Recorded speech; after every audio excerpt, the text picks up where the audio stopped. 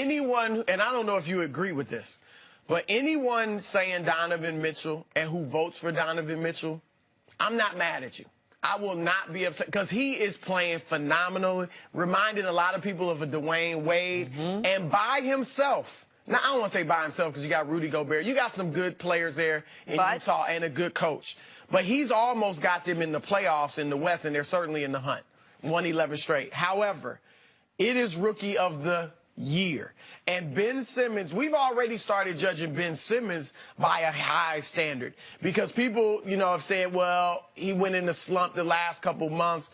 No, he's played well the entire season. He's been 16, 17 points, 7 assists, 7 rebounds, 50% shooting. I actually want him to shoot more. Now, everybody says he can't shoot, and he can't. Can't shoot a jumper, but he can score. There's a difference. Lonzo can't shoot, but isn't really a scorer.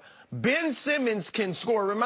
He's the closest thing I've ever seen, including Penny Hardaway, to Magic Johnson, because Magic didn't have a jump shot. He had a set shot, but he could score.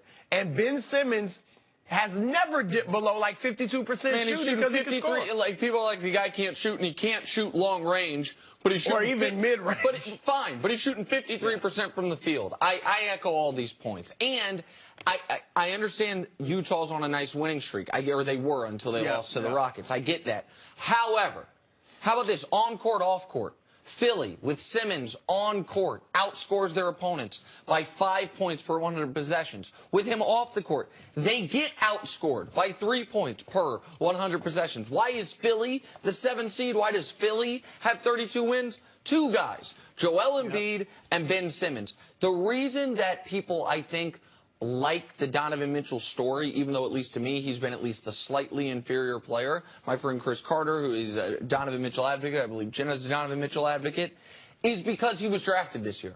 People think Ben Simmons, it's a little unfair that he got a red shirt year. I think that plays against him because he was drafted 2 years ago. No, not necessarily. Donovan Mitchell's averaging 19 points a game, leads all rookies. Yep. He's also a better shooter than Ben Simmons, a better scorer than Ben Simmons. He's the best player on his team. Ben Simmons shares that with someone else. When you guard against Utah, when you game plan against Utah, you're game planning against Donovan Mitchell. That's not necessarily always the case with Philadelphia. Yeah, there's reasons to vote for Mitchell, but you mentioned he's a better scorer, but everything else Simmons is better at. Simmons is playing. Mitchell's more athletic, but Simmons is playing really good defense. He's obviously the better passer, the better rebounder. We mentioned his efficiency. And, look, he's leading a team into the playoffs. Now, like you said, he's got Embiid. They are in the East. But still, he's been better for the entirety of the season. And I want to make this point clear because Jenna makes excellent and very fair points. I am not anti-Donovan Mitchell. Like, I think Donovan Mitchell's great. I think he is, if you redid the draft right now, Donovan Mitchell go #1. Yeah. You know what I mean? I mean, we haven't seen the #1 pick, Markelle Fultz, and Donovan Mitchell now looks better than Lonzo Ball. It's not anti-Donovan Mitchell. I think Ben Simmons is a special player that's already a fringe all-star guy. He could easily be an all-star.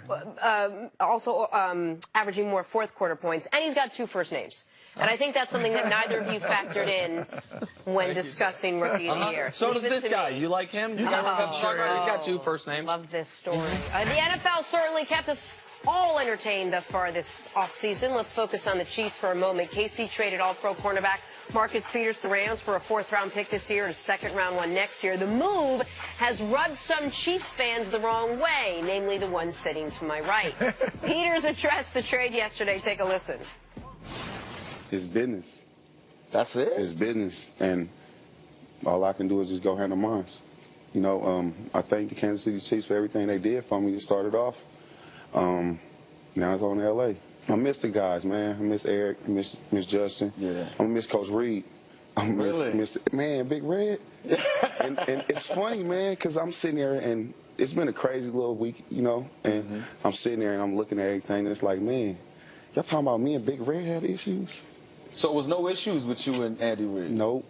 Big Red can come check me like my pops can come check me, and I'll take it as thank you, Big Red, because you know what? He was looking in the best interest for me to become a better player. You know, they already knew that I had some so-called character issues off the field, you know, that happened at UW, and they took me, you know, all they told me was, come on, we're gonna take it and we're gonna grow together, you know, and we grew for these 3 years. It was cool. And sometimes it's just business. Got to move on. It's just business. Very interesting comments, and I think really good insight into Marcus Peters. And when you listen to that, you think, well, if this was about his old issues that he had years before he had this conversation with the Chiefs, hey, we're going to work together, we're going to try to make this work, and you say, oh, you know what, the Chiefs are in the wrong, clearly, for doing this. But let me start by asking you, Nick, do you think they got enough for Marcus Peters? Of course not. They traded Marcus Peters and a 6th-round pick for a 4th-rounder this year. So the 6th-rounder for the 4th-rounder, so you move up about 70 spots. And a 2nd-rounder next year. So you traded Marcus Peters to move up 70 spots in the middle of this draft from the 6th to the 4th, and for what will probably be the 57th, 58th pick of next year's draft. That's what you traded an all-pro corner for. That's what you traded a guy who, by a wide margin, leads the league in turnovers for since he came into the league, interceptions since he came into the league, the guy who was your best defensive player. Why?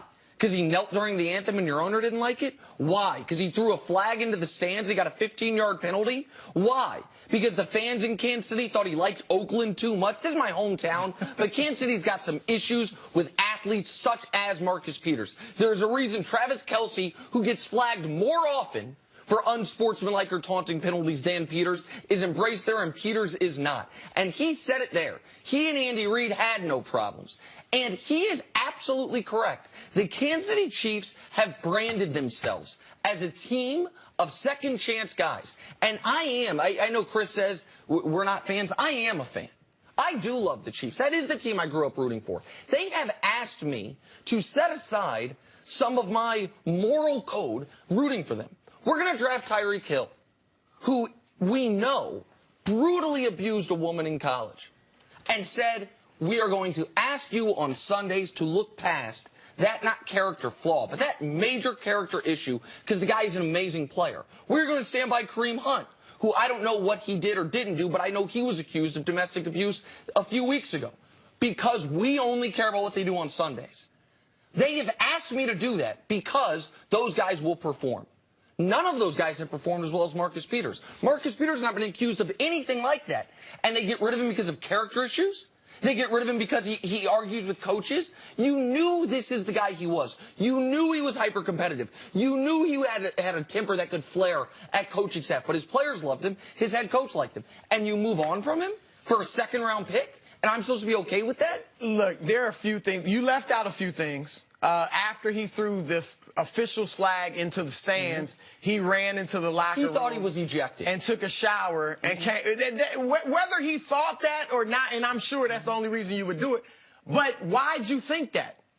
Like, wait till you're actually ejected before you leave the game. That's fair. I mean, a little bit of bizarre behavior, getting in arguments with assistant coaches, which isn't the worst thing in the world. But still, if you say Andy Reid can check me, then those assistant coaches are an extension of Andy Reid. And an argument here or there is one thing, but maybe it was more than that. I don't know for sure, but I do know, and football coaches have told me, when you see stuff come out to the forefront and get reported, it's usually been going on for a long time, and there have been a lot worse issues. So, look, were they character issues, or was it financial? Because, you know, now they had him locked up for, what, 2 more years? Well, they've got him this year on less than $2 million. Next year on the player option, though, right? A 5th-year team option, which would have been around $10 million, and then they could franchise him. They had him without having to give him a long-term deal. They had him under team control cheaply for 3 more seasons. Here's the thing, Nick, though. Why do you think, because I don't believe anybody else was making a better offer than what the Rams were. This is, you said, one of the best corners in the league. Why wasn't anybody else offering more than what the Rams did? Because if I'm selling my house and I put on the for sale sign, way in over my head on the mortgage, going to give it up to the bank in a few weeks, I'm not going to get the best offer. The whole league knew they were walking away from him. The whole league knew the owner didn't like him. The whole league knew that the Chiefs, who have asked me to accept abhorrent, unforgivable behavior, can't stand this guy. So you think, you mentioned Tyreek Hill, Kareem Hunt, their behavior, alleged behavior. And I just want to be, Tyreek Hill, we know what he did. Kareem Hunt, we don't know. I just want to be fair to him. But you think the owner, because he wouldn't stand for the national anthem, I think that was a big part. That was absolutely bigger than those domestic violence issues. Say it again. I mean, bigger than the domestic violence issues. I think the fans in my hometown, Kansas City, have a bigger issue with what Marcus Peters did than what Tyreek Hill was accused of, than what Kareem Hunt was accused of. I do think that. The people that go to those Chiefs games that I grew up going to, that I grew up tailgating with, I do believe that. Typically, your play, and his play has been terrific. Typically, if your play outweighs the distractions, whether character issues with the team or the fans, they will go with the player. So typically you would. Which means the off-field distractions had to be so massive, or the owner had to have such an issue with the kneeling, because there are other players on the team who had similar off-the-field, maybe not as bad, but similar off-the-field distractions or noise or whatever you want to call it, who there hasn't been any kind of talk of getting rid of them. My issue was a little bit more that maybe he felt like, well, they know who I am. They should cater to who I am. They know that this is the kind of guy I am. The coaches should understand that. I had no issue with Andy Reid, so everything else should have kind of been swept under the table. Like the comment he made, and he looked like he was, maybe I'm taking it differently, but when he says they knew I had so-called character issues, well, doesn't be make a it professional and change and grow up. I'm not just like, you got character and it's not like it happened 3 years ago. It happened this season. I get it that we would all be better off if everyone was nice to people, if everyone did everything the right way. But in every industry I've ever worked in, we have a sliding scale of rules and acceptable behavior depending on your performance. There is no question about it that whether it's media, whether it's sales. Well, clearly, they didn't think that Marcus Peters was deserving of the position. As great as he is. The one game he was out, Oakland, their defense actually played. Now, I'm not saying, look, the dude is great. The dude, individually. But the secondary was poor with him. The one game he was out against Oakland, they actually had one of their better defensive games. Well, then I need to personally evaluate whether or not I want to be a fan of this team. Because if they say what you've done, Marcus Peters, a non-violent political protest, plus some arguing with coaches, which, by the way, happens in football, plus one time throwing a flag into the stands. That's beyond the pale. You don't think anything else happened other than I know he got into an altercation with a coach on the bus. And he was then suspended one game for it. But not enough to sever the relationship with Andy Reid. But I watched this team. I watched Travis Kelce, good old white boy Travis Kelce, who the fans adore. He can be a total clown off the field. Say I'm going to change. Pantomime committing a sexual act to a referee. Get fined for it. Say I'm going to change. Get back-to-back not personal foul, but taunting penalties. Say I'm going to change. And they give him a big contract. I can see that. Marcus Peters, the best player on the team. You can't deal with it. I wouldn't say best player on the team. The best player on their defense. You can argue about on the team. It's a big threat to not be a fan of your hometown team anymore. For what? Like, I don't know what we're doing here. Coming up, we're going to let Nick cool off for just a beat.